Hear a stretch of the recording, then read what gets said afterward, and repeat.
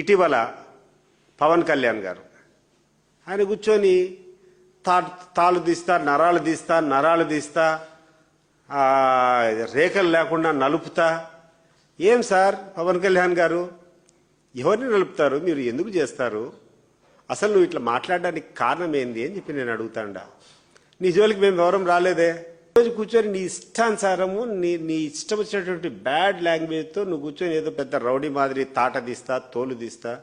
ఎవరిని సార్ నువ్వు తోలు తీయాల్సింది? నువ్వు చెప్పినటువంటి తప్పులన్నింటినీ, నువ్వు చెప్పినటువంటి వాగ్దానాలన్నింటినీ అమలు కాకుండా బాగా జగన్మోహన్ రెడ్డి గారు అధికారంలో ఉన్నటువంటి సమయంలో మీ కాపు వర్గానికి అంతా కూడా కాపు నేస్తామని చెప్పి డబ్బులు అందేటి ప్రతి సంవత్సరం. నువ్వు వస్తే ఇంకా గొప్పగా ఏదేదో చేస్తారనుకున్నారు. ఆ సామాజిక వర్గం అంతా నీతో సెయిల్ అయింది. ఈరోజు ఆ కాపు నేస్తం అనేది ₹1 ఎవరికి రాలే. ఆ రానటువంటి వాళ్ళకు తాట తీస్తావా? అమ్మను తాట తీస్తావా? ఎన్నికల ముందు పెద్ద పెద్ద వాగ్దానాలు చేసావు, ఏంటో చేపిస్తావు, రాష్ట్రానికంతా మేలు చేస్తావని చెప్పి. ఈ సందర్భంగా ఒక చిన్న విషయం చెప్పాలనుకున్నా. ఒక ఊర్లో ఒక పెద్ద మార్కెటింగ్ స్ట్రాటజీస్ వచ్చి ఆయనకు ఒక ఏనుగు ఉన్నిందంట. ఆ ఏనుగు ద్వారా ఏదైనా సంపాదించుకోవాలని చెప్పి ఆలోచన చేసుకొని ఆ ఊర్లోకంతా ఒక దండవారు కొట్టించాడు. మా ఏనుగు పిత్తుతుంది, మీరందరూ కావాల్సినంతా చూడొచ్చు అని చెప్పి ఒక ప్రకటన వెలువరించాడు. ఊరంతా కూర్చొని, అరే ఇదేంది, ఏనుగు అంత పెద్ద ఆకారం కదా, చాలా బలమైనటువంటి జంతువు, అది పిత్తుతే ఎంత భయంకరంగా ఉంటుందో, ఏమైనా విస్ఫోటం వస్తుందో ఏమో అని చెప్పి ఊరంతా ఆడిపోయి చేరుకున్నారు. తీరా చూస్తే గంటలు నిరీక్షణ తర్వాత ఆ ఏనుగు తుస్సమని పెట్టిందంట. సో ఆ రకంగా పవన్ కళ్యాణ్ గారు ఏదో ప్రపంచాన్ని అంతా శాసిస్తాడు, పవన్ కళ్యాణ్ గారు అంటే చాలా గొప్ప వ్యక్తి, పవర్ స్టార్ కదా, ఈయన ఏదేందో చించుతాడో ఆరేస్తాడని చేస్తే ఈరోజు నువ్వు చించలా ఆరేలా ఆ ఏనుగు గద పిత్తినట్టు నువ్వు కూడా తుస్సుమని పిత్తిపోతాడు. నీ అసమర్థతను ఈరోజు పక్కన పెట్టేదానికోసం అడపా కూర్చొని వైఎస్ఆర్ కాంగ్రెస్ పార్టీ మీద నీ ఇష్టం వచ్చినట్టు నోరు జారి మాట్లాడుతున్నావు.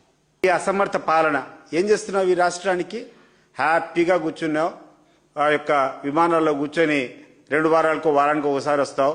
నీ యొక్క ఆ విమాన ఛార్జీలు ప్రభుత్వం కడుతుంది. నువ్వు కూర్చొని ఎంజాయ్ చేసుకొని ఎప్పుడైనా ఒకసారి అట్లా సినిమాలో ఫోజు ఇచ్చినట్టు ఈ రాష్ట్రానికి ఇచ్చిపోయి నువ్వు ఈరోజు వైఎస్ఆర్ కాంగ్రెస్ పార్టీని మాట్లాడడం ఎంత విడ్డూరంగా ఉంది ఒకసారి ఆలోచించి. ఈరోజు నిలదీయ్యా, ప్రజలకు ఆ రోజు చెప్పినావు, అనేక సందర్భాల్లో నువ్వు చెప్పినావు, నేను అవినీతి చేసే వాళ్ళను సహించానని చెప్పి.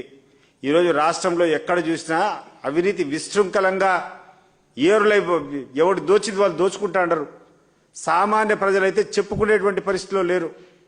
మరి వాళ్ళని కూర్చొని ఎవరెవరైతే అవినీతి చేస్తారో వాళ్ళ తాటది. దౌర్జన్యాలు, మీరు చేసేటువంటి దోపిడీలు, మీరు చేసేటువంటి అవినీతి, మీరు తప్పినటువంటి మాటల వల్ల వస్తూ ఉంది. మీరు అమలు చేసినటువంటి రెడ్ బుక్ రాజ్యాంగం వల్ల వస్తూ ఉంది తప్పితే కలెక్టర్ల వల్లనో ఎస్పీల వల్లనో కాదు. అండ్ అధికారులు కూడా చెప్తున్నా, మీరు చూశారు కదా, గమనించారు కదా, తప్పంతా ఆయన చేసి నిందలు మీ మీద మోపుతున్నాడు. మీరు ఇదే రకంగా పోతే రేపు మిమ్మల్ని ఎవరు కూడా రక్షించేటువంటి పరిస్థితిలో ఉండరు. ఈరోజు మీ చేత చేపించేటువంటి తప్పులన్నీ, చంద్రబాబు నాయుడు మీ చేత తప్పులు చేపించి మళ్ళా ఆయన మిమ్మల్నే నిందిస్తున్నాడు. అది గమనించుకోండి ఒకసారి. మీ చంద్రబాబు నాయుడు గారు మీ వ్యక్తి ఆయన పరిపాలన చేతగాక ఆయన ప్రజల్లో ఫెయిల్ అయితే ప్రతినిత్యం కూర్చొని వైఎస్ఆర్ కాంగ్రెస్ పార్టీ హయాంలో, జగన్మోహన్ రెడ్డి గారి హయాంలో ఏదో దోపిడీ జరిగినట్టు ప్రచారం చేయడం. మన కూర్చున్నారు, ఆ యొక్క పరకామన్లో దోచుకున్నారని చెప్తారు, అది తప్పు చేశారని మాట్లాడతారు. నిన్న కూర్చొని ఏదో ఆ గుడిలో తాపడం చేసేటువంటి, బంగారు తాపడం చేసే దాంట్లో ఆ హయాంలో, జగన్మోహన్ రెడ్డి గారి హయాంలో దోపిడీ, ఆ బంగారు దొంగతనం జరిగిందని మాట్లాడతారు. ఎక్కడన్నా ఎవడైనా పనికిరాని పనులు చేస్తే వారి మీద చర్య తీసుకోండి. ఆ ప్రభుత్వం మీద ఏదో తప్పులు చూసుకొని పోవడము. అండ్ వ్యక్తిగతంగా ఏంటంటే హిందూ ధర్మాలంతా మీరు చేసేటువంటి చౌకబార్ రాజకీయం ఏంటంటే, జగన్మోహన్ రెడ్డి గారు క్రిస్టియానిటీని నమ్ముతారు కాబట్టి ఆయన మీద, హిందువుల మీద అంతా వ్యతిరేకం వచ్చే రకంగా మాట్లాడము ఇది మంచి పద్ధతి కాదు అని చెప్పి మీకు చెప్తున్నాను. ఎక్కడైనా ఏ హిందూ దేవాలయానికి కానీ ఏ హిందూ వ్యక్తికి ఎక్కడైనా ఒక చిన్న అన్యాయం జరిగినట్టు మీరు ఎక్కడైనా నిరూపిస్తారా? వాళ్ళ హయాంలో పులివెందుల నియోజకవర్గంలో గండి ఆలయానికి దాదాపు 30-40 కోట్లు ఖర్చు పెట్టి ఆ యొక్క గండి ఆలయాన్ని అంతా కూడా నిర్మించడం జరిగింది. ఒకవేళ జగన్మోహన్ రెడ్డి గారు హిందూ వ్యతిరేకైతే ఎందుకు చేస్తాడు? అది పులివెందుల్లో ఉన్నటువంటి కృష్ణ ఆలయం ఉంది, దానికి 7-8 కోట్లు ఖర్చు పెట్టి చేశారు. పులివెందుల్లో ఉన్నటువంటి ప్రతి గ్రామంలో కూడా CGF నిధుల కింద ప్రతి ఊళ్ళల్లో కూడా విపరీతంగా 50 లక్షలు, 70 లక్షలు, ₹1 కోటి, 2 కోట్లు, కొన్ని 100 కోట్లు ఖర్చు పెట్టుకొని ఆలయాలను అభివృద్ధి చేసింది ఆ కుటుంబమయ్యా.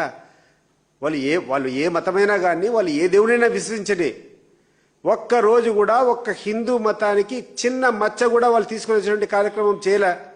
కానీ వాళ్ళ మీద మీరు మాట్లాడేటువంటి ప్రచారము, మీరు చేసేటువంటి విషయ ప్రచారం చూస్తే ఆ దేవుడే నిజంగా మిమ్మల్ని శిక్షిస్తాడు. మీరు చేసేటువంటి అపరాధాలు అంతా ఇంత కాదు, దేవుణ్ణి అడ్డం పెట్టుకొని రాజకీయం చేసేటువంటి నీచమైనటువంటి పరిస్థితికి మీరు వచ్చినారు.